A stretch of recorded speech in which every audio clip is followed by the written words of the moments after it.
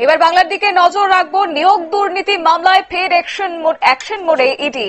এবার এক তৃণমূল বিধায়কের বাড়িতে তল্লাশি অভিযান চালিয়েছে এনফোর্সমেন্ট ডিরেক্টর। জানা গেছে বাড়ির ছাদ থেকে ঝাঁপ দিয়ে পালাবার চেষ্টা করেছে বিধায়ক জীবন কৃষ্ণ সাহা। নিয়োগ দুর্নীতি মামলায় এবার সিবিআই গ্রেপ্তার করেছিল অবশ্য জীবন কৃষ্ণকে। জানবো বিস্তারিত, আমাদের সঙ্গে যুক্ত হয়েছে প্রতিনিধি শেখ মনিরুল। মনিরুল, কি জানতে পারছো? দেখো, পার্থ চট্টোপাধ্যায়ের যেমন নিয়োগ দুর্নীতি মামলায়, পশ্চিমবঙ্গ শিক্ষা দুর্নীতি মামলায় গ্রেপ্তার হয়েছিলেন, তেমন এই জীবন কৃষ্ণ সাহা মুর্শিদাবাদের তৃণমূল বিধায়ক, তিনিও কিন্তু সিবিআই এর হাতে এই নিয়োগ দুর্নীতি মামলায় গ্রেপ্তার হয়েছিলেন।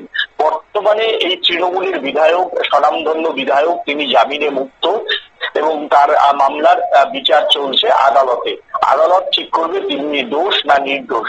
তবে এর মধ্যেই তৃণমূল বিধায়ক জীবন কৃষ্ণ সাহা যখন রাজনীতিতে বেশ সক্রিয় হচ্ছিলেন মুর্শিদাবাদের মাটিতে 2026 সালের বিধানসভা নির্বাচনের আগে, তার মধ্যেই কিন্তু আবারও বিতর্কে জড়ালেন তৃণমূল কংগ্রেসের এই গুণধর বিধায়ক জীবন কৃষ্ণ সাহা।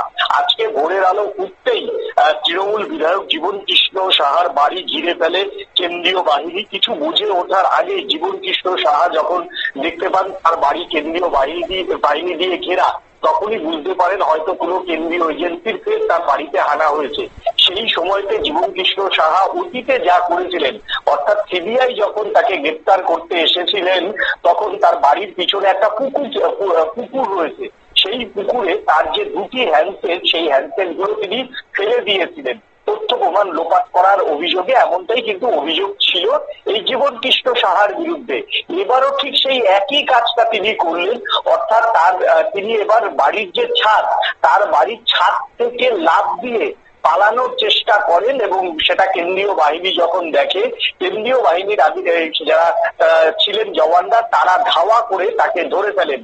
এবং যেটা অভিযোগ হচ্ছে ইডির, এবারও তিনি তার যে ব্যক্তিগত মোবাইল সেটটি ছিল, সেই মোবাইল সেটটি সেই পুকুরেই ফেলে দেন। মানে ঘটনার একই পুনরাবৃত্তি এই জীবন কৃষ্ণ সাহা, অর্থাৎ তৃণমূল বিধায়ক একই ঘটনা ঘটিয়েছেন। নিয়োগ দুর্নীতি মামলাতে আজকে ইডির হানা। দেখো, সিবিআই এর মামলাতে বেল পাওয়া কিন্তু অনেক সহজ, ইডির মামলাতে সেই ক্ষেত্রে বেল পাওয়া কিন্তু অনেক কঠিন হয়ে দাঁড়ায়। কারণ ইডির মামলাতে যে অভিযুক্ত তাকে প্রমাণ করতে হয় যে তিনি নির্দোষী। সেই ক্ষেত্রে অন্তত দেখো, অনুব্রত মণ্ডল, পার্থ চট্টোপাধ্যায় এখনো প্রায়, অনুব্রত মণ্ডল জামিন পেলেও পার্থ চট্টোপাধ্যায় তাদের যে গুরু, অর্থাৎ তাদের যে বস পশ্চিমবঙ্গের শিক্ষামন্ত্রী, তিনি এখনো পর্যন্ত কিন্তু এই জেলের ঘানি টানছেন এবং জেলের মধ্যে তিনি বন্দী রয়েছেন ইডির বেশ কয়েকটি মামলায়।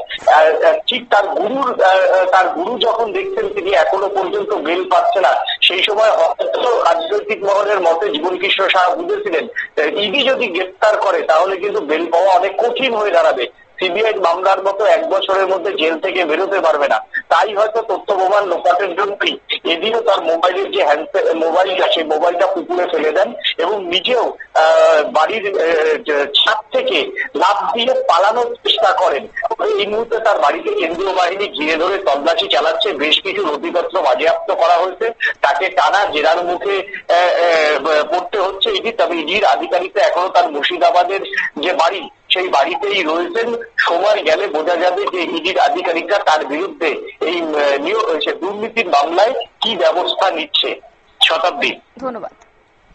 আপনারা শুনলেন, অর্থাৎ শিক্ষক দুর্নীতি নিয়োগ দুর্নীতি মামলার কিনারা করতে ফের একবার পুজোর আগে অ্যাকশন মোডে কেন্দ্রীয় তদন্তকারী সংস্থা। সপ্তাহের প্রথম দিনই সকাল থেকে সেই নেতার বাড়িতে এক প্রকার তল্লাশি অভিযান রেখেছে এবং রাজ্যের অন্তত 4টি জায়গায় এই তল্লাশি অভিযান জারি রাখা হয়েছে বলে জানা গেছে।